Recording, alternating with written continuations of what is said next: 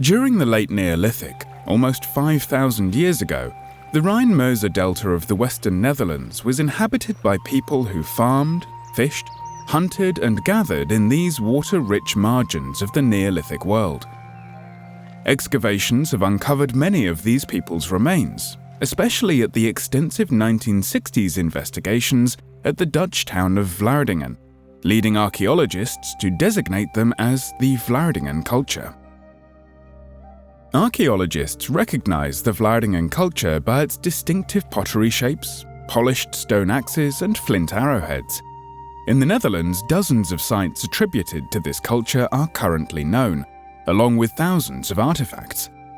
Archaeological research has taught us a great deal about these people, yet we still know relatively little about their everyday life. For this reason, a research program funded by the Netherlands Organisation for Scientific Research, NWO, began in 2021, putting life into late Neolithic houses. The research was done in close cooperation with the volunteers of the Educational Archaeological Centre of Massamude in Vlaardingen. In this program, more than 20 archaeologists, specialists and artists, along with volunteers, tried to answer key questions. What did these people eat? And how did they prepare their food? What kind of craft activities did they carry out? And what were the tools they used to shape their immediate surroundings? What was the role of organic materials like wood, hides and bone in their technological system? How did they move through the landscape? And what contacts did they have with other groups living further inland? To find answers, the latest scientific methods were combined with experimental archaeology, with researchers and volunteers working closely together. This film presents an overview of the results.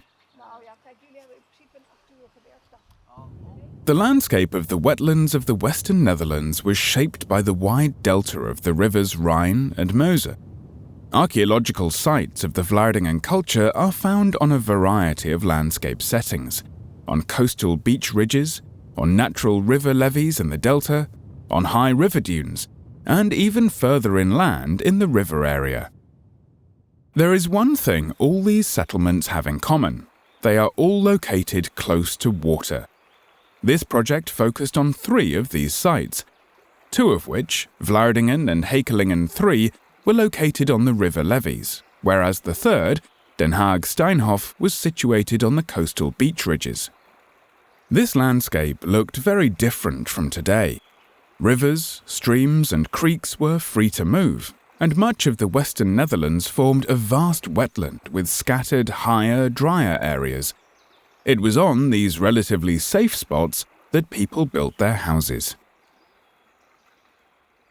One of the best ways to understand how these wetland people built their houses is to build one yourself. That is exactly what was done at Massamude in Vlaardingen.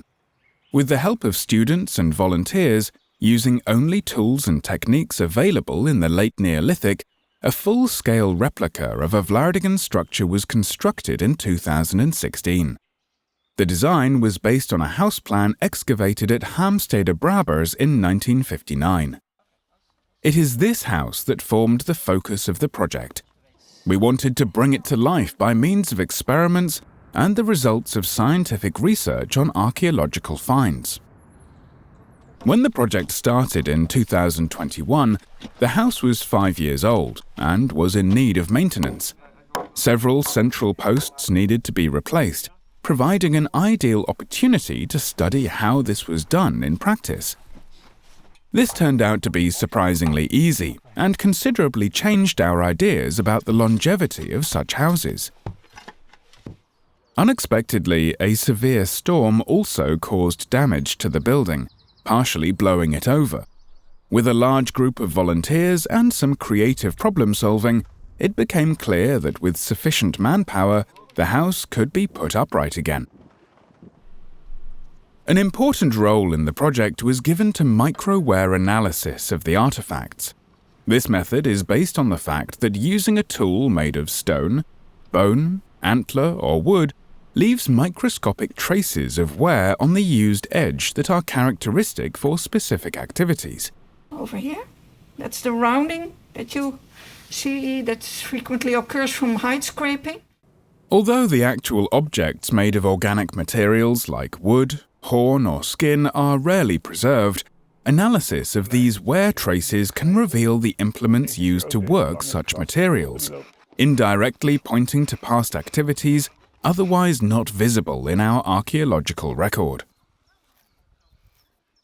By experimentally using replicas of Stone Age tools, the resulting wear traces could be compared to those on archaeological implements. Researchers thus gained valuable insights into how tools were used and what kind of craft activities were carried out in the past. For example, the analysis of bone awls showed that the people were making coiled baskets with different plant fibers. The analysis of the numerous flint scrapers with hide-working traces found at Den Haag Steinhof revealed that the inhabitants could be considered part-time specialists, producing an excess of hide-based products. These could be exchanged for flint axes with people living inland near flint sources in Dutch Limburg and Belgium. It also became clear that hide working was carried out with a variety of tools. They even used a wooden digging stick for scraping hides. Microwear analysis also pointed to the technological connections between different categories of objects which are often studied in isolation. Here you see a flint knapper, striking flakes from a broken flint axe, which had been hafted in an antler sleeve. He uses an antler hammer to make the flint drills, which are used to repair the broken pot, seen in this image. In the background, the plant fibers are hanging which are used as bindings to tie the broken-off shard back onto the vessel. The Vlaardingen house at the Massamuda Centre was quite empty for a while, as the archaeological data tell us very little about the interior of these structures. Sometimes we can identify the location of a hearth, but where people slept, sat, ate and stored their belongings remains largely unknown. To explore these questions, researchers, prehistoric building specialists and local volunteers regularly came together to brainstorm on possible furniture and to carry out experiments. These included building a communal corner bed, splitting tree trunks for planks to make a chest to store tools, and considering practical issues such as how doors might have been opened and closed. Many reconstructions place the furniture along the walls, but in Massamuda we chose to construct a central feature adjacent to the hearth, where people could sit, store utensils, and hang food to dry or smoke. Together with vertically hung skins, this feature would reduce the living space, which would mean having to heat a smaller, and therefore cozier, portion of the house during the cold winter months. Food is a fundamental aspect of human life, and this was no different for the Vlaardingen people. 50 years of research at Vlaardingen sites have given us a general idea of their diet. Cattle bones show that cows were kept, probably for milk, meat, and hides. The same applies to sheep and goats. Botanical research has demonstrated that grain was present at most sites, which could be processed to make bread or porridge. The many thousands of tiny fish bones found everywhere also show that people made extensive use of fishing in their wetland environment. The project Putting Life into Late Neolithic Houses went a step further. The researchers wanted to know not just the ingredients, but the actual dishes people ate.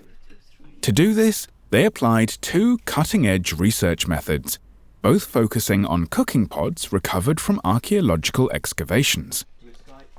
On some pottery shards, encrusted food residues were visible, traces of meals that had burned in the vessel and survived for thousands of years. By analyzing these residues with an electron microscope, capable of magnifications of up to 1,000 times, specialists could identify what these charred meals consisted of. So it is like looking inside people's cooking pots. And what is really amazing that this crust or food crust, if you wish, survives for thousands of years. In this particular case, for Heckelingen site, it is like 5,000 years. In addition, the pottery was analysed for lipids, or fats. During cooking, fats get absorbed into the ceramic walls and can be preserved for long periods. By taking samples from the pottery and analysing them using specialised laboratory techniques, scientists in England were able to determine what kinds of fats had once been present. Pots that we're analysing, the Vladingen culture pots, the majority of those have very much a culinary use. So they've been used for preparing foods. Together, these methods provided a wealth of information about Vladingen recipes and about differences between sites. For example, people living on river levees often ate freshwater fish, cooked whole and flavoured with wild chives, while those on coastal ridges more commonly consumed grain combined with milk and meat. That the Vladingen people did not live in isolation is clear from research into the origins of their stone tools. The flint used to make many of the tools cannot be found in the Western Netherlands, and must therefore have been brought in from elsewhere. Much of this flint was imported in the shape of polished flint axes, originating from flint sources in Dutch Limburg and Belgium. The absence of production waste suggests that these axes were brought to the wetlands as finished products. How did the Vladingen people in the west of the Netherlands maintain contact with communities in the south and east? And how did they move through the landscape? In the delta, water transport was by far the most efficient option, especially for moving goods. For this, they used dugout canoes. A dugout canoe is a relatively simple type of boat, made by felling a tree, shaping it, and hollowing it out. Two such canoes from the Vladingen period are known, one from Hazendonk and one from the Wieringermeer, both made of oak. One of the first experiments of the project, carried out by a group of enthusiastic Massamude volunteers, was the construction of a similar vessel.